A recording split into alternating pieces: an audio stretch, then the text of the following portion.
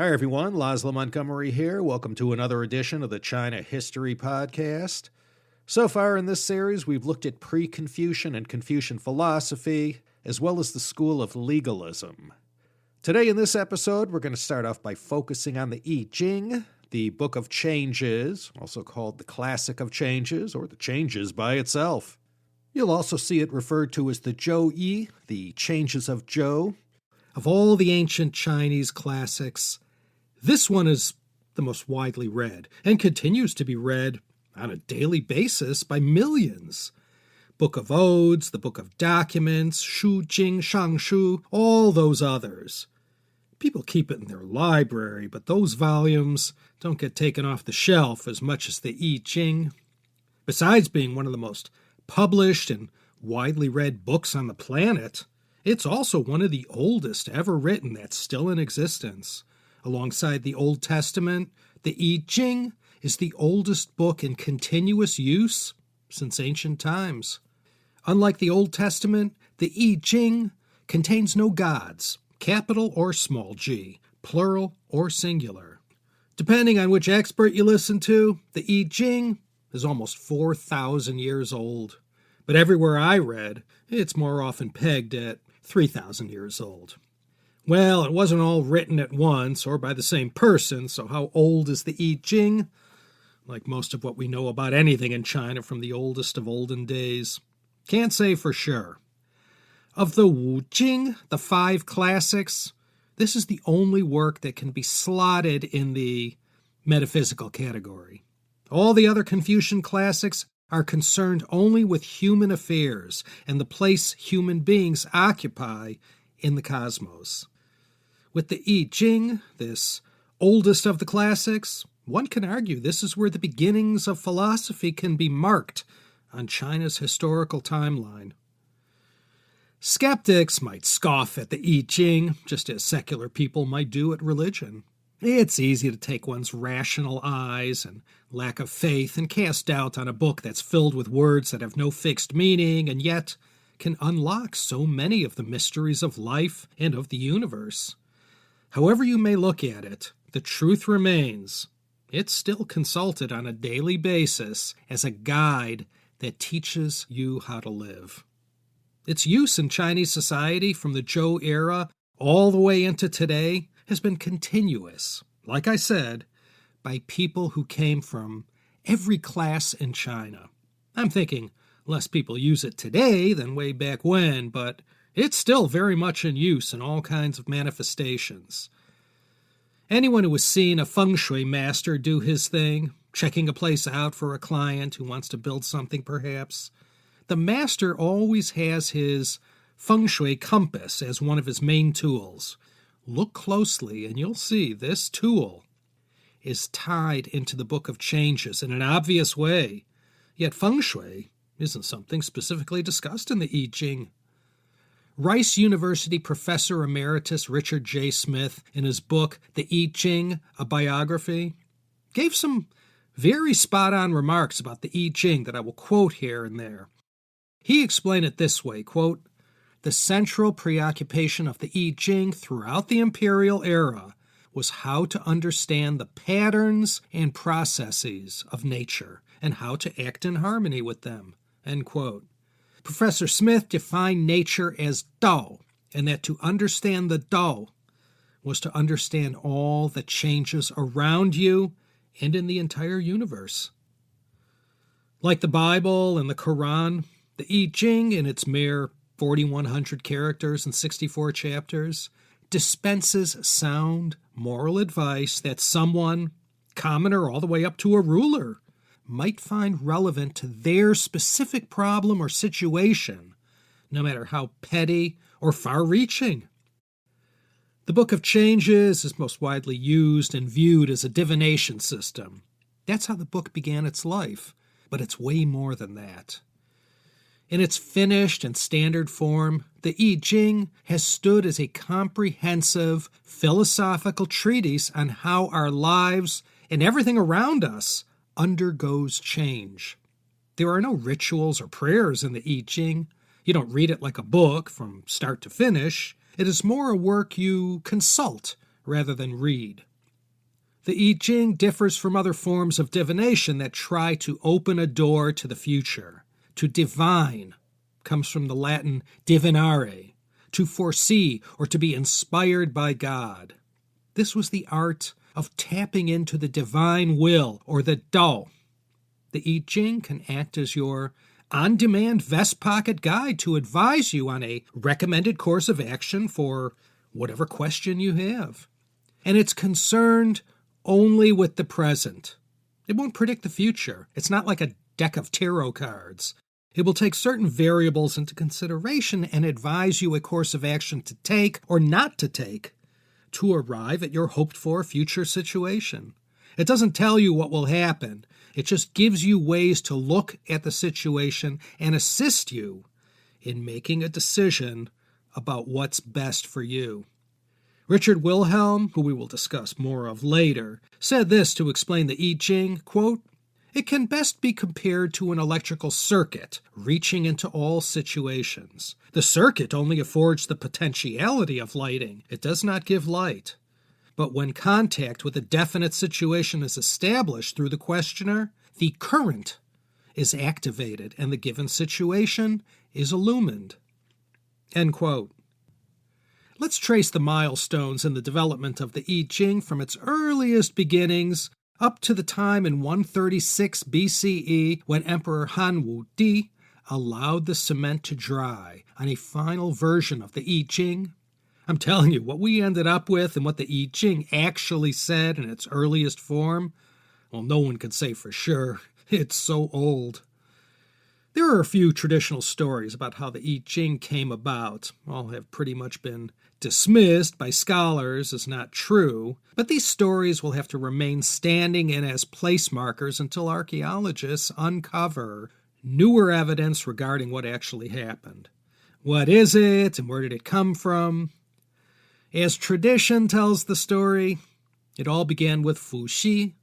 You all might remember Fu Xi as one of the 3 sovereigns and 5 emperors, the San Huang Wudi, the mythical rulers of China during the period of prehistory.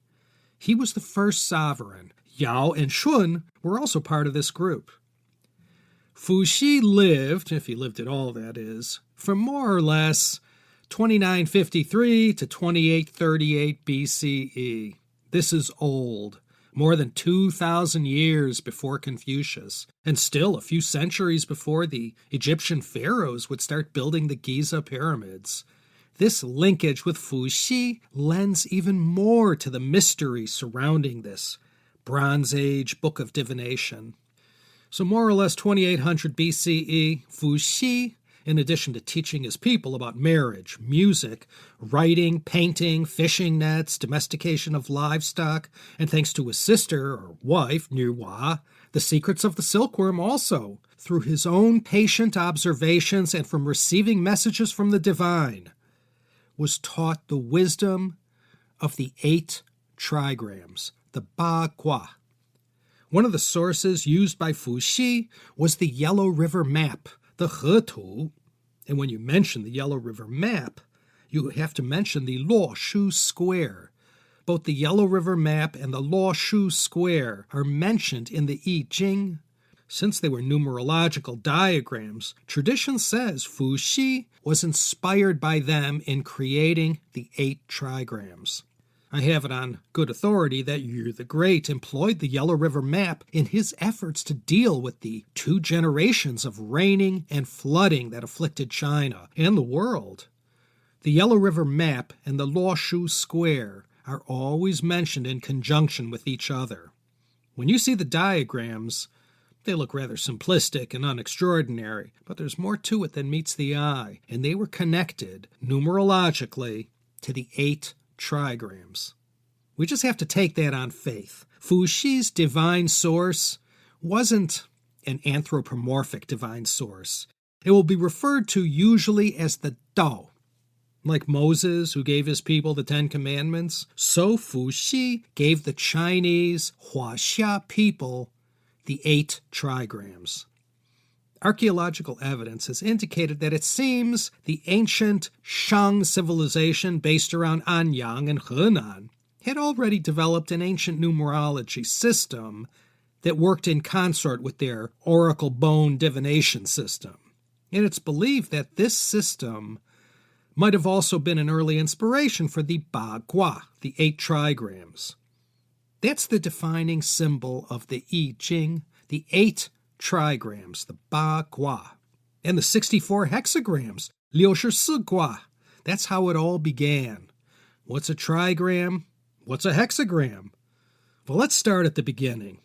The prefixes tri and hex tell you the numbers 3 and 6 are involved. 3 and 6 of what? You're all familiar with yin and yang, the two opposing forces that drive the whole universe. We're going to discuss more about this later, I assure you.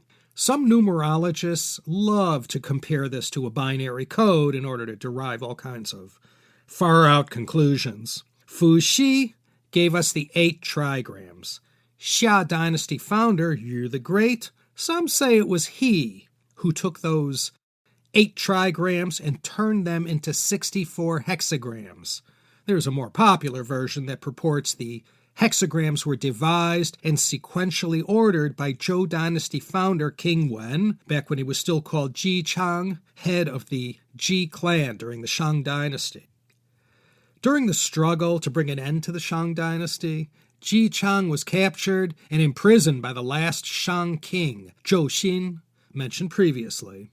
And as the story goes, during Ji Chang's period of incarceration, he devised these so-called 64 judgments, or guazi, for each of the 64 hexagrams. The next great leap forward for the development of the Yi Jing, following these 64 judgments of King Wen, was the introduction of the individual line statements, or yaozi. These line statements ranged from 2 to 30 characters in length and are attributed to King Wen's son, the Duke of Zhou. The way the hexagrams were all ordered was also attributed to King Wen. This is the so-called King Wen sequence. Later on in the Song, there will be another ordering of the hexagrams different from King Wen. This will be called the Fu Xi sequence. This is the core text, the 64 hexagrams, the judgments, and the line statements. And we call this not the Yi Jing, but the Zhou Yi, the Changes of Zhou. Think of the Zhou Yi as the Old Testament. The main usage of the Zhou Yi at this most ancient stage was as a divination manual, and the prevailing attitude was that all of reality, as they knew it at that time, could be reduced to the two opposing forces of yin and yang, and all that Dao contained in the universe was represented in those 64 hexagrams, and these 384 lines that made up the hexagrams. Let's talk about these symbols. Trigrams first. There are always 3 lines in a trigram. 3 lines. And these lines that are either broken or unbroken. That is to say, it's either an unbroken straight line or it is a line with a break in the middle. If you can't picture that, think of the South Korean flag. You might be familiar with that. It's got the blue and red yin-yang symbol in the center with 4 trigrams on the top and bottom, left and right. These are the 4 trigrams for heaven, earth, fire, and water. Now the solid line in a trigram stands for yang, and the broken line stands for yin, yin and yang. And as I said, there are 2 ways to write the lines, broken or unbroken. And there are 3 lines, right? So that's 2 to the 3rd power. 2 times 2 times 2 equals 8. No matter how you slice it and dice it, there are only 8 possible combinations to write these trigrams. These are the sacred 8. Each trigram has a name, a meaning, an attribute, a symbol, as well as a family relationship associated with it. For example, the trigram that has 3 unbroken lines, one on top of the other, its name is Qian. Its nature is Tian, or heaven. Its season is summer. Each trigram, or gua, has a personality, and this one is creative. The family relationship associated with this gua is father. It stands for the southerly direction and has a meaning of expansive energy and the sky. Let's take another one, the Li trigram. This one is a solid line on the top and bottom with a broken line in the middle. This has the nature of fire. The season of spring, personality is clinging, family relationship is the middle daughter, direction is east, and it contains the meaning of rapid movement, radiance, and the sun. A hexagram is created by joining together two trigrams. A hexagram, therefore, is made up of a lower trigram and an upper trigram. Again, if you do the math, of these 8 trigrams, there are only 8 times 8, or 64 possible ways to join two trigrams of broken and unbroken lines together into a unique hexagram. People who understand math, which disqualifies me at once, can look at it this way. The first 2 hexagrams are named Qian and Kun. They're the 2 most famous. Why? Because the first one, Qian, is 6 rows of solid lines, pure yang.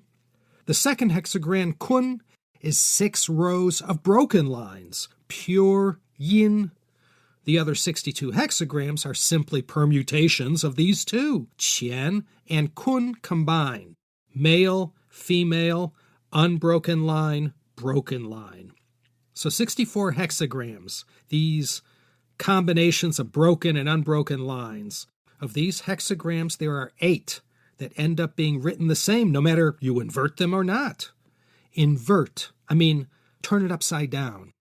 For example, Qian, the first hexagram, 6 unbroken lines. Well, if you turn it upside down, it's still the same, 6 unbroken lines.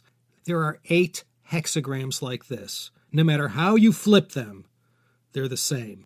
But the other 56 hexagrams, those can be inverted. Take, for example, the 12th hexagram, P, 3 solid lines on top, 3 broken lines at the bottom, total 6. Now take this P trigram and flip it over, invert it. Now the 3 broken lines at the bottom are on top, and the 3 unbroken lines that were on top are now at the bottom. This is the 11th hexagram, Tai. There are 28 one way plus 28 inverted, like I just explained, plus the 8 that never change no matter what. 28 plus 28 plus 8 equals 64. The key to understanding the Yi Jing is locked up inside these 64 hexagrams. Each hexagram symbolizes a life situation and contains, as I said, a judgment, a guaci for each one. This guaci defines the meaning of the hexagram, which I want to stress is open to interpretation. Now, you might ask 5 masters and get 5 different answers. You'll also notice each hexagram has mostly one, but sometimes a 2-character name that lets on as to its fundamental symbolism. Let me quote Professor Robert J. Smith again. Quote, "The 6 lines of each hexagram represent a situation in time and space, a field of action with multiple actors and factors, all of which are in constant dynamic play. The lines, read from bottom to top, represent the evolution of this situation and/or the major players involved." End quote. And these lines, found in the trigrams and hexagrams, what they symbolize are the forces of action and change that goes on all around us constantly. And not just all around you, in the whole universe, the whole grand scheme of things, if you will. If you're familiar with the Shang Dynasty oracle bones prior to the Yi Jing, the geomancers who served at the king's court would use oracle bones, ox scapula, and turtle plastrons as a medium to tap into the divine and obtain guidance about what to do next. This was a very crude system. When in the early Zhou, the Yi Jing came along as this new divination method, compared to oracle bone prognostication, it was like streaming MP3s compared to 78 RPM records. Had it not been for the next major development, probably we wouldn't be having this conversation. This next milestone link in the chain happened around the 3rd century BCE, after Confucius, after Mengzi, with the introduction of the so-called 10 Wings, or Shi. These were ethical commentaries to the Hexagrams. Master Kong, aka Confucius, is given credit for these 10 wings by no less an authority than Sima Qian. But these 10 wings didn't really appear anywhere till a couple centuries after Confucius's death. And like the Yi Jing, not all at the same time either, or same person. And as I indicated, probably not from Kongzi either. By the time of the Western Han, Confucius was practically a god. So in ascribing these 10 wings to a person of this magnitude of sagacity, it really smothered the Yi Jing in all the gravitas it could possibly dream of. As we in our day look back on the 1600s as such a backward time, in the U.S. anyways, so did these Western Han Chinese look back on the days when Confucius walked the earth. Jeez, man, that was 400 years ago. A lot of changes had happened. The Han Dynasty educated elites saw themselves as way more sophisticated than their Zhou Dynasty ancestors. Then, as soon as the Yi Jing was fortified with Confucian ideology, it breathed new life into this old, tired classic. And once this had been done, Confucian thought fused together with the Yi Jing, and the possibilities were endless. It became central to everything, philosophically, that was happening so fast in China. Okay, why don't we take a break here and we'll finish off with the rest of the Yi Jing in the next episode. Obviously, there's a lot more to it than this simple introduction, but once you learn the foundational information, you can dive into the Yi Jing till your heart's content. So until then, this is Laszlo Montgomery signing off from Los Angeles, California, inviting you to return once more with feeling for another exciting episode of the China History Podcast.